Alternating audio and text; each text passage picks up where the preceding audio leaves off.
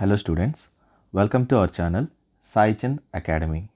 ఈరోజు క్లాస్లో మనం రైల్వేస్ కండక్ట్ చేసే ఆర్ఆర్బి ఎగ్జామ్స్ ఉన్నాయి కదా, వాటిల్లో మ్యాథ్స్ టాపిక్ గురించి మనం పూర్తి సమాచారం అయితే ఈ వీడియోలో మనం తెలుసుకుందాం. అంటే ఏ చాప్టర్ నుండి ఎన్ని ప్రశ్నలు వస్తాయి, ఏ చాప్టర్లో ఎలాంటి మోడల్స్ ఎక్కువగా అడుగుతుంటారు, అంతేకాక ముందుగా మనం ఫోకస్ చేసి నేర్చుకోవాల్సిన మోడల్స్ ఏంటి, నెక్స్ట్ ఏ చాప్టర్ని మనం ఏ స్థాయి వరకు ప్రిపేర్ అవ్వాలి, అంటే లెవెల్ 1, లెవెల్ 2, లెవెల్ 3 అంటాం కదా, అలా డిఫికల్టీ లెవెల్ కూడా మనం ఏ చాప్టర్లో ఎంత డిఫికల్టీ లెవెల్ వరకు ప్రిపేర్ అయితే మనం ఆర్ఆర్బి ఎగ్జామ్స్లో మ్యాథ్స్ని ఈజీగా చేయగలం అనేది ఈ వీడియోలో మనం పూర్తి వివరాలు అయితే తెలుసుకుందాం. సో ఇప్పుడు మనం తెలుసుకోబోయే ఈ వీడియోకి సంబంధించిన మొత్తం సమాచారం అంతా పీడిఎఫ్ రూపంలో మన టెలిగ్రామ్ ఛానల్లో అయితే ఇవ్వడం జరుగుతుంది. టెలిగ్రామ్ ఛానల్ లింక్ కామెంట్ సెక్షన్లో పిన్ చేస్తాను, మరియు డిస్క్రిప్షన్లో కూడా ఉంటుంది. సో ఇంట్రెస్ట్ ఉన్న వాళ్ళు అక్కడికి వెళ్ళి పీడిఎఫ్ని కూడా డౌన్లోడ్ చేసుకోగలరు. అంతేకాకుండా మన టెలిగ్రామ్ ఛానల్లో ఇప్పుడు దాకా మనం డిస్కస్ చేసిన ప్రీవియస్ ఇయర్ పేపర్స్ మరియు వాటికి సంబంధించిన సాల్వ్డ్ పీడిఎఫ్స్, సో నేను క్లాస్లో ఎక్స్ప్లెయిన్ చేస్తాను కదా, ఆ సొల్యూషన్స్ అన్నీ కూడా పీడిఎఫ్ రూపంలో మీకు అవైలబిలిటీలో ఉంటాయి. సో మీకు అది యూస్ఫుల్గా ఉంటుంది. సో లేట్ చేయకుండా మ్యాటర్లోకి వెళ్ళిపోదాం. ముందుగా మనం మ్యాథ్స్ టాపిక్కి సంబంధించి మొత్తం అసలు సిలబస్ ఎలా ఉంటుంది అన్నట్లయితే సిలబస్ స్ట్రక్చర్ అయితే మనకి ఇలా ఉంటుంది. సో మీరు ఇక్కడ చూసినట్టయితే డేటా ఇంటర్ప్రిటేషన్లో మనకి line graph, bar graph, table graph, pie chart, ఇలా ఒక్కొక్క సెక్షన్లో మనకి ఏమేమి టాపిక్స్ ఉన్నాయనేది మనం ఇప్పుడు సెక్షన్ వైజ్ డిస్కస్ చేస్తూ వెళ్దాం. సో ఫస్ట్ సెక్షన్ ముందైతే దీన్ని ఒక స్క్రీన్ షాట్ తీసుకోండి. మీకు సిలబస్లో ఏ చాప్టర్స్ ఎక్కువగా ఉంటాయి అంటే మోస్ట్లీ 90 to 100% అయితే కవర్ చేసేసాను, కాబట్టి స్క్రీన్ షాట్ తీసుకుంటే మీకు ఉపయోగపడుతుంది. సో నెక్స్ట్ డేటా ఇంటర్ప్రిటేషన్ చూద్దాం. సో డేటా ఇంటర్ప్రిటేషన్ టాపిక్లో మనకి లైన్ గ్రాఫ్ అడుగుతారు, లేదా బార్ గ్రాఫ్, లేదా టేబుల్ ఇచ్చే డేటా ఉంటుంది కదా అలాంటిది. Next pie chart. మనకి లైన్ గ్రాఫ్ అంటే ఇలా ఉంటుందన్నమాట. సో ఇలాగా 2-3 కాన్సెప్ట్స్తో మనకి లైన్ గ్రాఫ్ ఇచ్చేసి లైన్ గ్రాఫ్కి సంబంధించి క్వశ్చన్స్ అడుగుతుంటారు. నెక్స్ట్ మనకి బార్ గ్రాఫ్, దీన్ని మనం హిస్టోగ్రామ్ లేదా బార్ గ్రాఫ్ అంటాం. సో ఇలా బార్ గ్రాఫ్ ఇచ్చేసి దేన్ని ఏ సంవత్సరం నుంచి ఆ సంవత్సరం పెరగడం, తగ్గుదల, పర్సంటేజెస్ అలా బార్ గ్రాఫ్లో మనకి అడుగుతుంటారు. నెక్స్ట్ పై చార్ట్ అంటే సర్కిల్ షేప్లో ఉంటుంది కదా, ఈ సర్కిల్ షేప్లో ఇలా డిగ్రీస్ అన్నా ఇవ్వచ్చు, లేదా పర్సంటేజెస్ అన్నా ఇవ్వచ్చు. ఇలా ఇచ్చి మనల్ని ప్రశ్నలు సాల్వ్ చేయమని అడుగుతుంటారు. సో ఎక్కువగా మనకి ఈ 3 మోడల్స్ మరియు టేబుల్ డేటా, అంటే మీకు తెలిసిందే కదా, ఒక టేబుల్ లాగా ఇచ్చేసి ఆ టేబుల్లో డేటా ఇచ్చేసి ఆ డేటాకు మీద మనకి ప్రశ్నలు అడుగుతూ ఉంటారనమాట. సో ఈ 4 మీరైతే ఖచ్చితంగా డేటా ఇంటర్ప్రిటేషన్లో నేర్చుకోవాల్సి ఉంటుంది. ఇంకా నెక్స్ట్ టాపిక్ వచ్చేసరికి స్టాటిస్టిక్స్. సో స్టాటిస్టిక్స్లో mean, median, mode, standard deviation మరియు ఫ్రీక్వెన్సీ డిస్ట్రిబ్యూషన్ ఇచ్చి ఆ ఫ్రీక్వెన్సీ డిస్ట్రిబ్యూషన్కి సంబంధించి మనల్ని మీన్ అడగొచ్చు, లేదా మీడియన్ అడగొచ్చు, లేదా మోడ్ అడగొచ్చు అనమాట. ఫ్రీక్వెన్సీ డిస్ట్రిబ్యూషన్ అంటే ఉదాహరణకి ఇలా ఉంటుంది, ఒక రేంజ్ ఇస్తారు, వీటిని ఫ్రీక్వెన్సీ రేంజ్ అంటాము, ఇక్కడున్న వాల్యూస్ని మనం ఫ్రీక్వెన్సీస్ అంటాం. సో ఇలా మనకు ఒక డేటా ఇచ్చేసి మనల్ని ఈ మూడిట్లో ఏదైనా కనుక్కోమని అడగొచ్చు. సో ఈ మూడిటికి ఫ్రీక్వెన్సీ డిస్ట్రిబ్యూషన్ ఇచ్చినప్పుడు స్పెషల్గా కొన్ని ఫార్ములాస్ అయితే ఉంటాయన్నమాట. సో అలాంటి ఫార్ములాస్ అన్నీ కూడా మనం ఖచ్చితంగా గుర్తుపెట్టుకొని వెళ్ళాల్సి ఉంటుంది. ఈ మధ్య ఇలాంటి ఫార్ములాస్ డైరెక్ట్ బేస్డ్గా మనకి బిట్స్ కూడా అడుగుతున్నారు. ఇకపోతే జనరల్గా ఇలాంటి ఒక డేటా ఇచ్చేసి నెంబర్స్ ఇచ్చేసి ఆ నెంబర్స్కి సంబంధించి మనల్ని మీన్ కానీ, మీడియన్ కానీ, మోడ్ కానీ, స్టాండర్డ్ డీవియేషన్ కానీ కనుక్కోమని అడుగుతారు. సో దీన్ని ఎలా సాల్వ్ చేయాలి అని మనం కంప్లీట్గా ఫుల్ ఫ్లెడ్జ్డ్గా స్టాటిస్టిక్స్ టాపిక్ మీద ఒక వీడియో అయితే చేస్తున్నాను. ఆ వీడియో చూసారంటే మీకు క్లియర్గా ఈ టాపిక్ మీద మంచి అవగాహన అయితే వస్తుంది. సో టాపిక్ లింక్ డిస్క్రిప్షన్లో ఇస్తాను, మరియు ఇక్కడ పైన కార్డ్ రూపంలో కూడా ఇవ్వడం జరుగుతుంది, మీరు అక్కడికి వెళ్ళి అయితే చెక్ చేసుకోవచ్చు. నెక్స్ట్ వచ్చేసి ట్రిగ్నోమెట్రీలో వచ్చేసి యాంగిల్స్ మరియు ఐడెంటిటీ బేస్డ్ మీద ఎక్కువ శాతం బిట్స్ వస్తాయి. యాంగిల్ అంటే మీకు తెలిసిందే కదా, 0 degrees, 30 degrees, 45 degrees, 60 degrees మరియు 90 degrees అనేటివి ట్యాన్లకి, సైన్లకి, కాసులకి అన్నిటికీ మీకు వాల్యూలు క్షుణ్ణంగా ఫింగర్ టిప్స్ మీద వచ్చేసి ఉండాలి. సో ఇవి కానీ కరెక్ట్గా వస్తే మనం మోస్ట్ ఆఫ్ ది బిట్స్లో ఈ వాల్యూస్ని సబ్స్టిట్యూట్ చేసి సాల్వ్ చేసేదానికి ఈజీగా ఉంటుంది. సో నేను చెప్పిన సాల్వ్డ్ పేపర్స్లో కూడా మీరు గమనించారంటే ఎక్కువగా మనం 30 degrees మరియు 60 degrees ఉపయోగించి సాల్వ్ చేస్తాం. ఎందుకంటే 45 degrees ఉపయోగిస్తే ఆప్షన్స్ క్లాష్ అవుతాయనికి ఛాన్స్ ఉంది, కాబట్టి 30 degrees, 60 degrees వాల్యూస్ మీరు ఎక్కువగా గుర్తుపెట్టుకోవాల్సి ఉంటుంది. నెక్స్ట్ ఐడెంటిటీస్ అంటే మీకు తెలిసిందే కదా, sin square theta plus cos square theta is equals to 1 plus tan square theta is equals to secant square theta మరియు 1 plus cot square theta is equals to కొసీకెండ్ square theta. వీటిల్ని మనం identities అంటాం ట్రిగ్నోమెట్రీలో. So వీటిల్ని base చేసుకుని కూడా మనకి ఎక్కువగా ప్రశ్నలు అడగడం జరుగుతుంది. సో ఇది ట్రిగ్నోమెట్రీ చాప్టర్కి సంబంధించి. Next mensuration. మెన్సురేషన్లో 2 రకాలు, 2D మరియు 3D. ముందుగా 3D చూసినట్లయితే క్యూబ్ అంటే ఇలా ఉంటుంది, నెక్స్ట్ క్యూబాయిడ్, నెక్స్ట్ సిలిండరు, ఇకపోతే స్పియర్ సర్కిల్. కోన్ మీద అయితే ఎక్కువగా ప్రశ్నలు అయితే ఎక్కడ ప్రీవియస్ ఇయర్ పేపర్స్లో ఎక్కువ మోతాదులు అయితే కనిపించలేదు, కానీ మెయిన్గా ఈ 4 3D ఫిగర్స్ మీద మనకి బిట్స్ వస్తున్నాయి. సో వీటికి సంబంధించి మనం volume, next total surface area, next lateral surface area, ఇంకా కర్వ్డ్ సర్ఫేస్ ఏరియా, ఇలాంటి ఫార్ములాస్ అన్నీ మనం క్షుణ్ణంగా నేర్చుకొని బైహార్ట్ చేయాల్సి ఉంటుంది. బైహార్ట్ చేయడమే కాక ఆ ఫార్ములా ఎలా వచ్చింది అనేది కానీ మీరు కానీ తెలుసుకున్నట్లయితే మీకు గుర్తుపెట్టుకోవడానికి చాలా ఈజీగా ఉంటుంది. సో ఇవన్నీ కూడా మనకి మోస్ట్ ఇంపార్టెంట్ మెన్సురేషన్లో, వీటి మీద బిట్స్ మనకి ఖచ్చితంగా అడుగుతుంటారు. Next mensuration 2D. మెన్సురేషన్ 2Dలో ఎక్కువగా మనకి ట్రయాంగిల్, క్వాడ్రిలేటరల్, సర్కిల్ మీద మనకి ఎక్కువగా ఉంటున్నాయి. సో రెక్టాంగిల్, స్క్వేర్ కూడా మీరు కవర్ చేసుకుంటే బెటర్.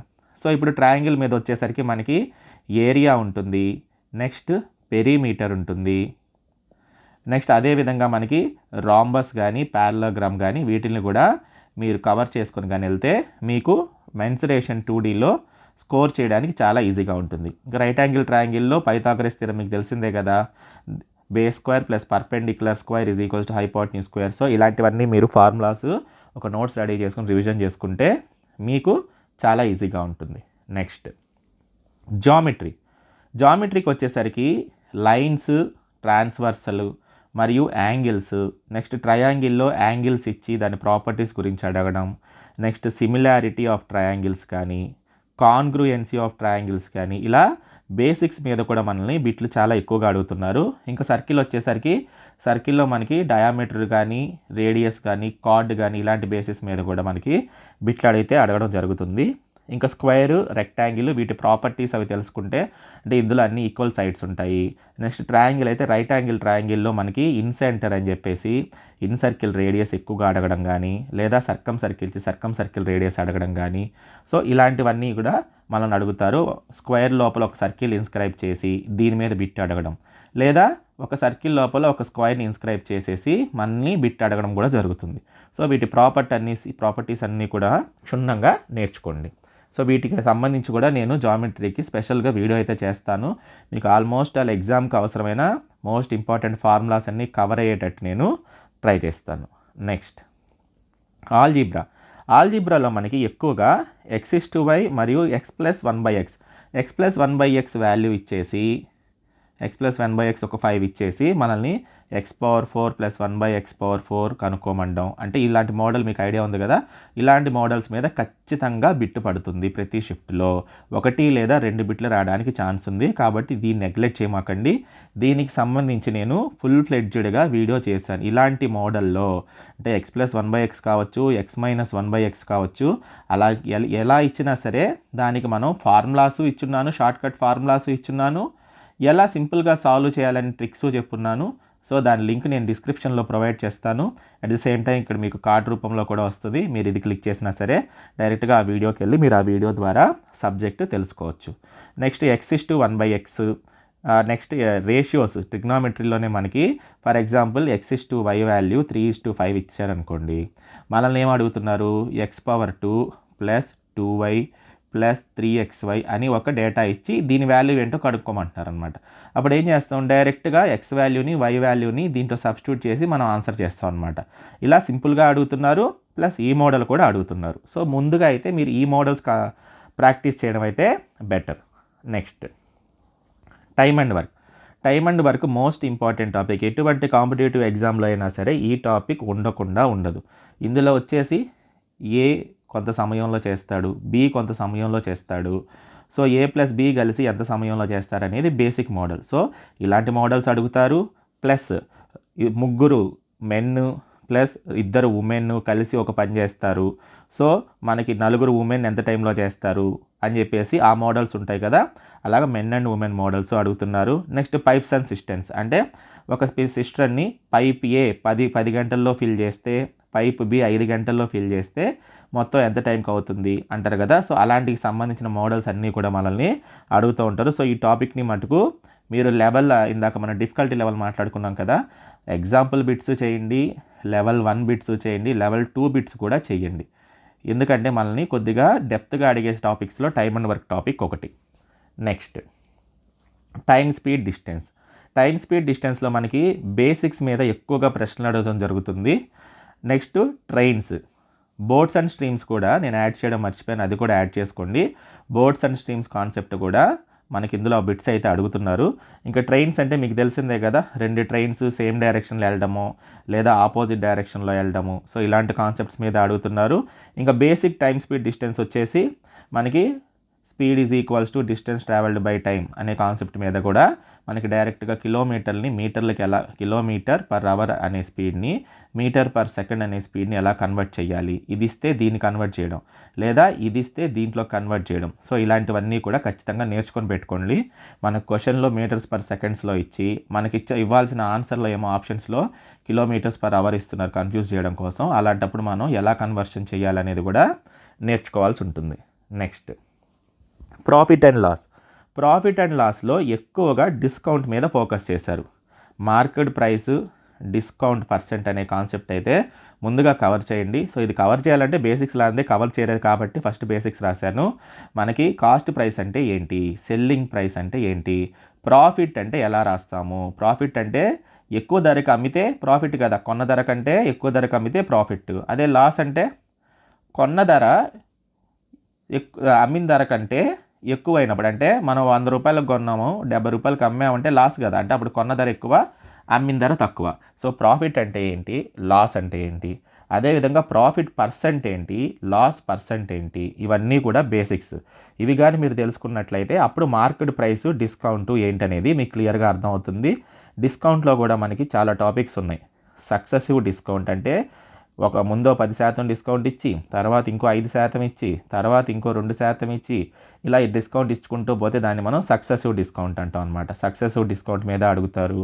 లేదా 3 వస్తువులు కొంటే 2 వస్తువులు ఫ్రీగా ఇచ్చారు అంటారు. సో అలాంటప్పుడు డిస్కౌంట్ పర్సెంట్ ఎంత అని అడుగుతుంటారు. సో ఇలాంటి బిట్స్ కూడా కవర్ చేయాలంటే మీరు ప్రాఫిట్ అండ్ లాస్ కూడా మీరు బేసిక్స్ నుంచి ఎగ్జాంపుల్స్ చేయండి, లెవెల్ 1 చేయండి, లెవెల్ 2 కూడా చేయడానికి ప్రయత్నించండి. సో ఖచ్చితంగా ఇక్కడ వరకు చేసుకుంటే అయితే మీరు డిఫికల్టీ లెవెల్ అంతా కవర్ చేసినట్లే. Next interest. ఈ టాపిక్లో మాత్రం పెద్ద డెప్త్కి అయితే ఏం వెళ్ళట్లేదు, డైరెక్ట్ బిట్ మీదే ఇస్తున్నారు. ఫార్ములాస్ ఉంటాయి కదా, మనకి interest is equals to PTR/100 అనేది సింపుల్ ఇంట్రెస్ట్కి పోయి, నెక్స్ట్ కాంపౌండ్ ఇంట్రెస్ట్కి amount is equals to P/1 + R/100 whole power n. ఎక్కువగా ఈ ఫార్ములా బేస్డ్ మీద అడుగుతున్నారు. మనకి ఇన్స్టాల్మెంట్కి కూడా మీరు ఇన్స్టాల్మెంట్ ఎక్కువగా కాంపౌండ్ ఇంట్రెస్ట్లోనే అడుగుతుంటారు. సింపుల్ ఇంట్రెస్ట్కి ఇన్స్టాల్మెంట్ అనేది చాలా కష్టం కాబట్టి కాంపౌండ్ ఇంట్రెస్ట్లో ఎక్కువ ఇన్స్టాల్మెంట్ బిట్స్ మనకు పడుతూ ఉంటాయి కాంపిటేటివ్ ఎగ్జామ్స్లో. ఇది చాలా ఈజీ కాన్సెప్ట్, దీనికి నేను సపరేట్గా ఒక వీడియో చేస్తాను, చాలా డెడ్ ఈజీగా అర్థమవుతుంది. సో ఇన్స్టాల్మెంట్ కాన్సెప్ట్, ఈ ఫార్ములాస్ అన్నీ గుర్తుపెట్టుకోండి. మరియు సింపుల్ ఇంట్రెస్ట్కి కాంపౌండ్ ఇంట్రెస్ట్కి డిఫరెన్స్, 2 ఏళ్ళకైతే ఎంత డిఫరెన్సు, అదే 3 ఏళ్ళకైతే ఎంత డిఫరెన్సు, వీటికి సంబంధించి ఫార్ములాస్ ఉంటాయి. సో అవన్నీ కూడా నేను ప్రొవైడ్ చేస్తాను. అవన్నీ కూడా మీరు నేర్చుకొని వెళ్ళారంటే చాలా ఈజీగా ఇంట్రెస్ట్కి సంబంధించిన బిట్స్ పెట్టచ్చు. దీనికైతే మీరు ఎగ్జాంపుల్ ప్రాబ్లమ్స్ తర్వాత లెవెల్ 1 వరకు చేస్తే సరిపోతుంది, లెవెల్ 2 అక్కర్లేదు, అంత డెప్త్గా అయితే ఏం లేదు. నెక్స్ట్ ఏజెస్ జనరల్గా మిగతా ఎగ్జామ్స్లో చాలా తక్కువ వెయిటేజ్ ఉండే టాపిక్, మహా అయితే 1 బిట్టు లేదా 2 బిట్లు పడతాయి. కానీ ఇక్కడ అలా కాదు. మన ఆర్ఆర్బీ ఎగ్జామ్స్లో గమనించినట్లయితే ఏజెస్ మీద 3 నుంచి 4 బిట్స్ పడుతున్నాయి. కాబట్టి ఈ టాపిక్ని అస్సలు నెగ్లెక్ట్ చేయకూడదు. మ్యాథ్స్లో ఉండే పెద్ద పెద్ద చాప్టర్స్తోకి సరి సమానంగా మనల్ని ఏజెస్ అడుగుతున్నారు. సో ఇక్కడ family related ages. Family related అంటే ఏంటి, ఫాదర్ మరియు సన్ లేదా డాటర్ లేదా వైఫ్, ఇట్లా ఒక ఫ్యామిలీ మెంబర్స్కి మధ్య రిలేషన్ ఇస్తాడు. ఫాదరు సన్కి డబల్ ఏజ్ ఉన్నాడు, ఒక 10 ఏళ్ళ తర్వాత ఫాదర్కి సన్కి ఏజ్ డిఫరెన్స్ 5 ఇయర్స్ ఉంది, ఇట్లా రకరకాలుగా మనల్ని అడుగుతుంటారు కదా.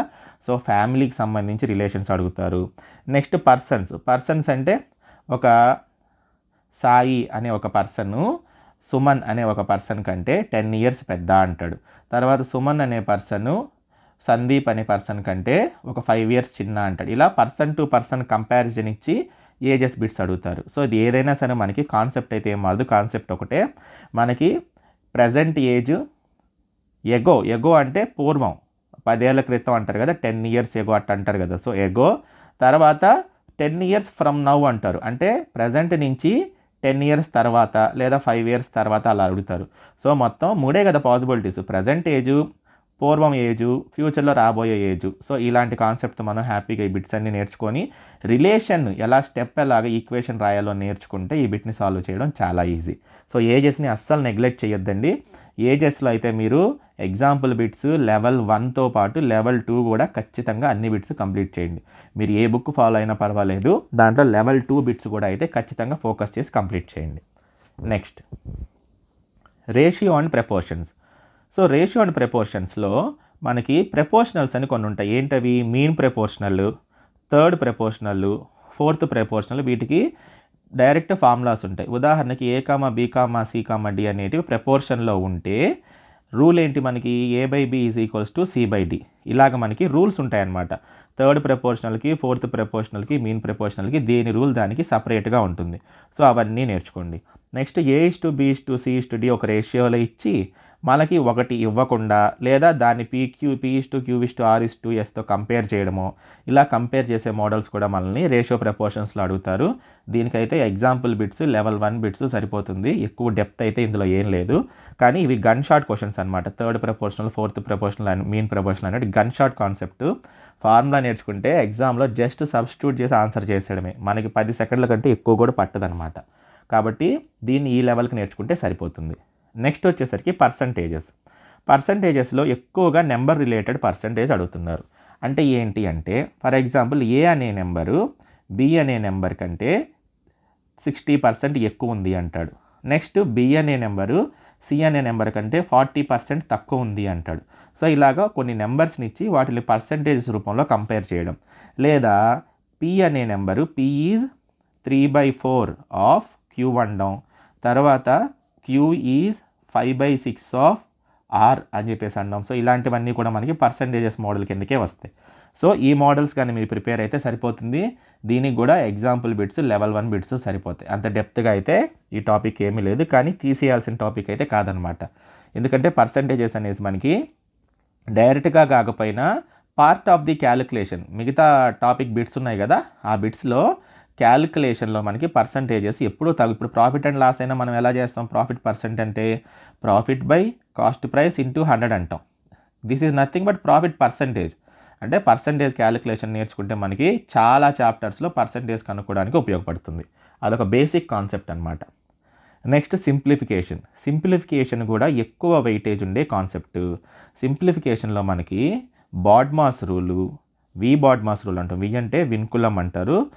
బాడ్మాస్ రూల్ వచ్చి, నెక్స్ట్ ఫ్రాక్షన్స్ P/Q ఫామ్లో ఇచ్చేసి, ఫర్ ఎగ్జాంపుల్ 7/8, 24/26, నెక్స్ట్ 32/68, ఇలా కొన్ని ఫ్రాక్షన్స్ ఇచ్చేసి వీటిలో ఏది పెద్దది ఏది చిన్నది అని చెప్పేసి అడుగుతుంటారు. What is the largest fraction, what is the smallest fraction అని అడగడం కానీ, ఇలా మనకి ఫ్రాక్షన్స్ రూపంలో కూడా అడుగుతూ ఉంటారు. నెక్స్ట్ డెసిమల్స్ వచ్చేసరికి 0.186 ఇంటూ 2.42 ఇంటూ 1.3 అని ఇచ్చి దీన్ని సాల్వ్ చేసి మనకు ఆప్షన్స్లో రకరకాలుగా ఇస్తారనమాట. ఆప్షన్స్లో ఏమి ఇస్తారు? ఇదే నెంబర్ని 18.6 ఇంటూ 24.2 ఇంటూ అలా ఇస్తారనమాట. అలా ఇచ్చినప్పుడు మనం ఎలా చేయాలి? సో అలా మనకి డెసిమల్స్ని ఉపయోగించి ఇస్తారు. నెక్స్ట్, నెంబర్ ఆఫ్ జీరోస్ అంటే ఫర్ ఎగ్జాంపుల్ ఏదైనా 35 ఇంటూ 24 ఇంటూ 36 ఇలా ఒక ప్రోడక్ట్ ఇచ్చేసి మనకి ఇందులో క్యాలిక్యులేట్ చేశాక చివర్లో ఎన్ని జీరోస్ ఉంటాయి అనేది ఒక కాన్సెప్ట్ అనమాట. అలా నెంబర్ ఆఫ్ జీరోస్ అడగడం కానీ, నెక్స్ట్ వచ్చేసి రిమైండర్ థియరం అంటాం కదా, రిమైండర్ ఎలా కనుక్కోవాలి అనేది కానీ. సో ఇవన్నీ కూడా మనకి సింప్లిఫికేషను నెంబర్ సిస్టమ్ కింద కూడా వస్తాయి. నెంబర్ సిస్టమ్ నెక్స్ట్ చెప్పబోతున్నాను, అందులో కూడా వస్తాయి అన్నమాట. నెక్స్ట్ ఎల్సిఎం అండ్ హెచ్సిఎఫ్లో మనకి చాలా ఇంపార్టెంట్ డైరెక్ట్ ఫార్ములాస్ ఉన్నాయి. అంటే ఏంటి? ఏదైనా 2 నెంబర్లు ఇచ్చారనుకోండి, LCM into HCF is equals to number A into number B అనమాట. సో ఇలాగా డైరెక్ట్ ఫార్ములా బేస్డ్ బిట్లు కూడా మనల్ని ఎల్సిఎంలో అడుగుతున్నారు.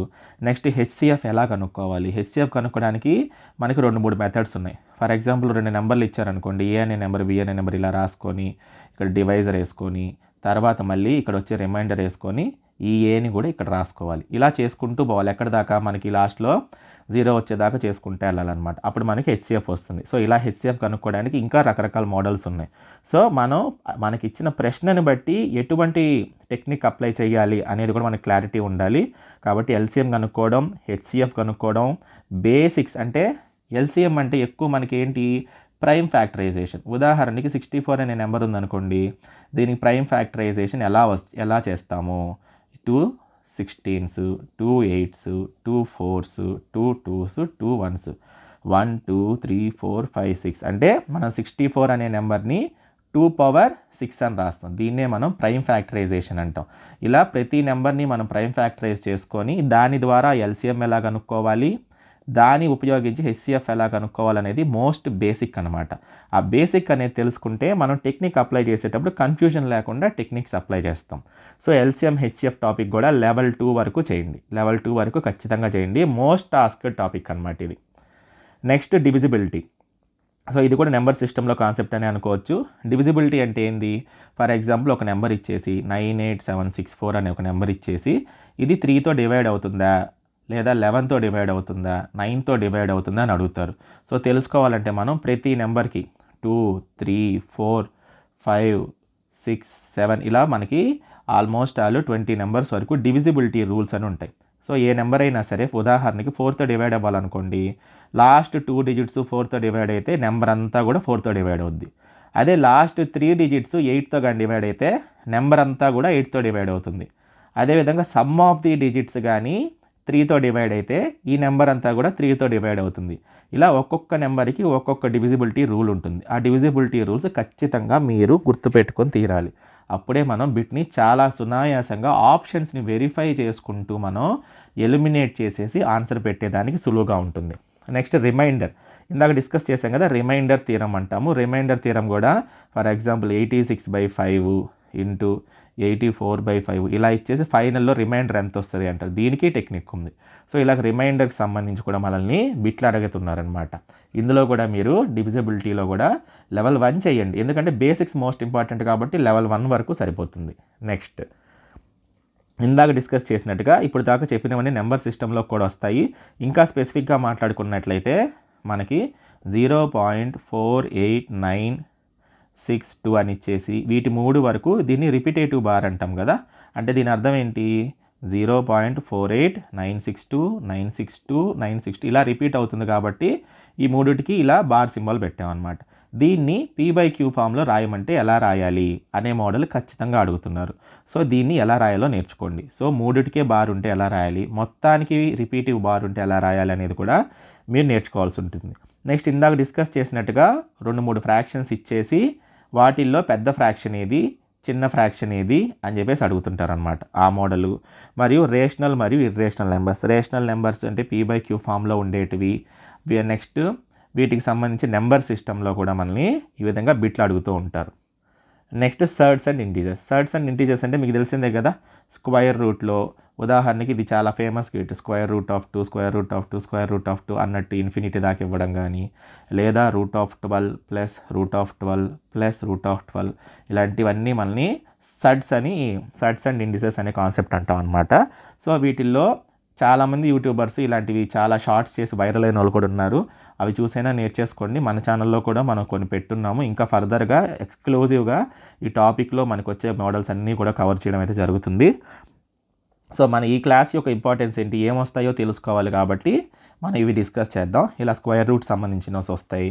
నెక్స్ట్ √3 + 1 ఇస్తే దాన్ని రేషనలైజ్ చేయడం ఎట్లాగా, √3 - 1 √3 - 1తో మల్టిప్లై చేయాలన్నమాట. సో ఇలాంటి కాన్సెప్ట్లు వస్తాయి.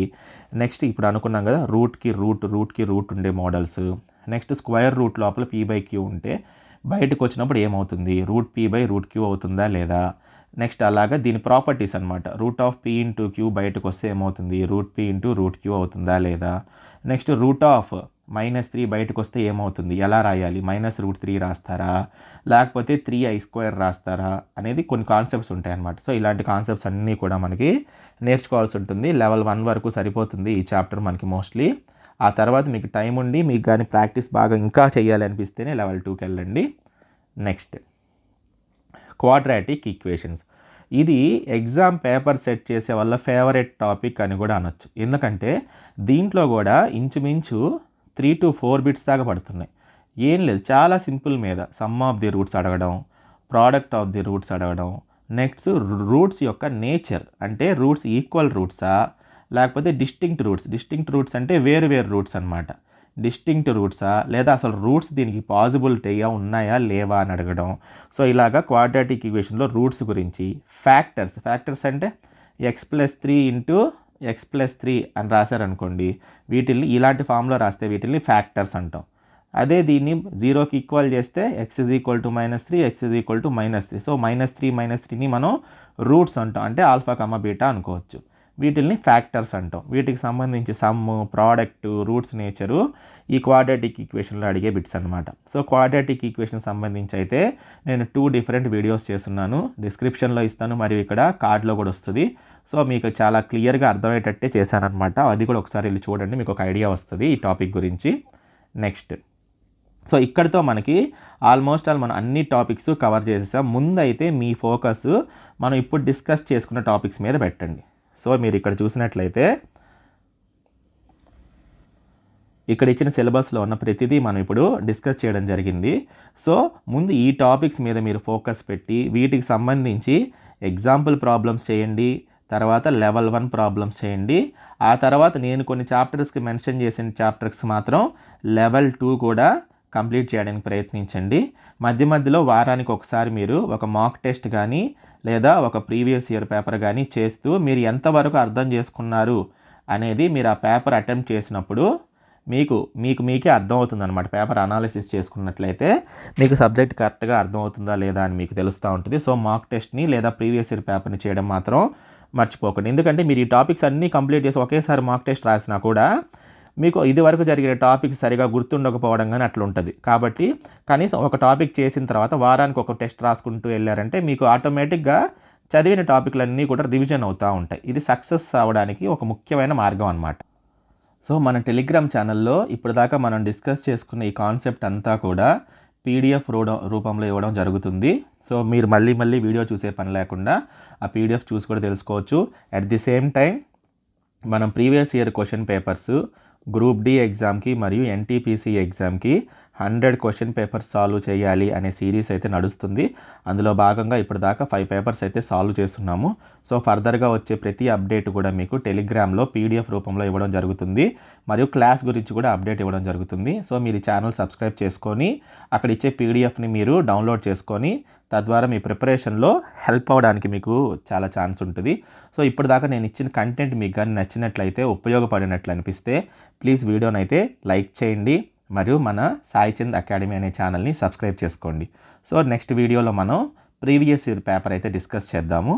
తర్వాత రీజనింగ్కి సంబంధించి ఇప్పుడు ఎలాగైతే డిస్కస్ చేసుకున్నామో అసలు సిలబస్లో ఇంపార్టెంట్ చాప్టర్స్ ఏంటి, వాటిని మనం ఏ రేంజ్లో ప్రిపేర్ అవ్వాలి, డిఫికల్టీ లెవెల్ ఎంతవరకు మనం ప్రిపేర్ అవ్వాలనేది రీజనింగ్కి సంబంధించి వీడియో రెడీ చేస్తున్నాను. సో త్వరలో మనం అది కూడా అప్లోడ్ చేస్తాను కంప్లీట్ అయ్యాక. దానికి సంబంధించిన ఇన్ఫర్మేషన్ కూడా మనకి టెలిగ్రామ్లో ఇవ్వడం జరుగుతుంది. So thanks for watching. జై హింద్.